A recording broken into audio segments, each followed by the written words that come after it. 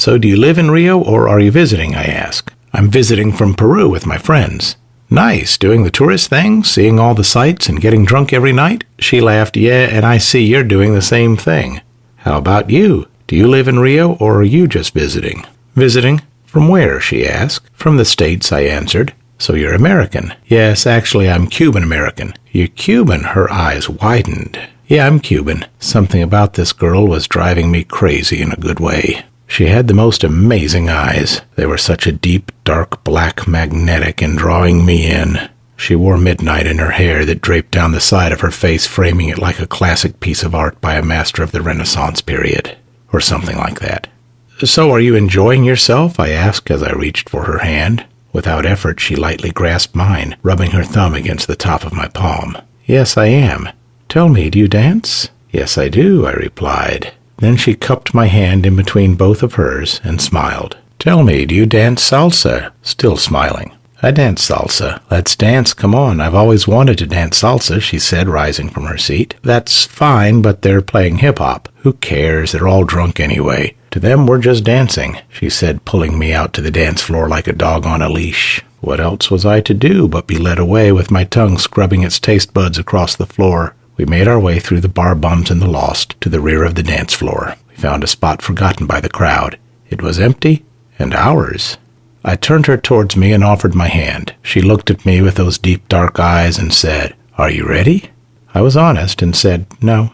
She smiled and started moving her hips to the rhythm. I put my right hand on her hip and guided her to the movement. She wasn't very good, but she wasn't too bad. I swirled her around and showed her some basic steps. Slowly, she began to follow along. Maybe it was my imagination or maybe it was fact, but the floor felt as if it were opening up. The hip-hop began to sound like salsa. Our feet and hips were moving in unison, and with every turn our bodies came closer and closer.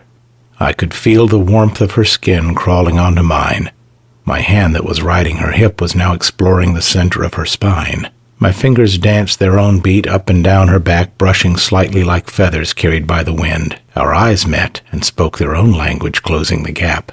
Our bodies were now pulled tightly together, admiring each other, rubbing and starting a fire. My hands molded themselves into the curves of her body. She carried her arms on my shoulders, tying a knot around my neck. I caught her descending her gaze from my eyes to my lips, and I did the same. The magnetism I felt before had returned and directed its strength to the pillows of our lips. We moved carefully, teasing each other, inhaling desire with every breath. The bridge of her nose touched mine as our foreheads rested together. I could no longer refrain from tasting her. I snuck my hand to the side of her face, brushing her ear and snatching her lips into mine. I held them hostage, well, at least I thought I was holding them hostage. Little did I know she was holding me hostage. Her only ransom was to kiss her harder, hold her tighter, and not let go.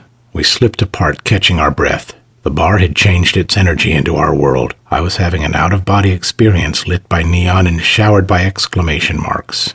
Looking up, I was engulfed into a Dali painting surrounded by long-legged elephants and zebras crossing the desert. We were the mirage of lust being sought after by the masses. My arms were wrapped around her waist like a boat tied to the dock so not to be lost in an ocean of dancing youth that roared with a storm of uncertainty. "I've never been kissed like that," I told her. "Really?" she said. "You literally took my breath away. I was drowning, but I couldn't stop." Her eyes were so inviting. To look away would be a sin.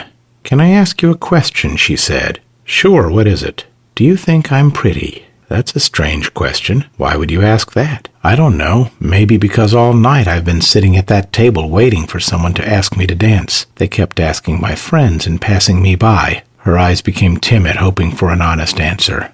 "Everybody goes through one of those nights where it seems off. If you stand with too much desperation, people can feel that. But you're dancing now. Maybe you are just waiting for me to come through that door." "So do you think I'm pretty?" she asked again. My mind was feeding me strange thoughts like, is she crazy? But I kind of understood her. I have been in the same shoes. Those long nights of shooting duds or not finding even a spark of interest in conversation, it sucks and fills you with self-doubt. So I answered her from my heart. "Sweetie, listen, if God would grant me the gift of seeing an angel, I would already know what it would look like." I floated my fingers over her cheek and kissed her again. She rested her head on my shoulder for a brief moment, then pulled up and said to me, "Come to the light. I want to see those blue eyes of yours closer."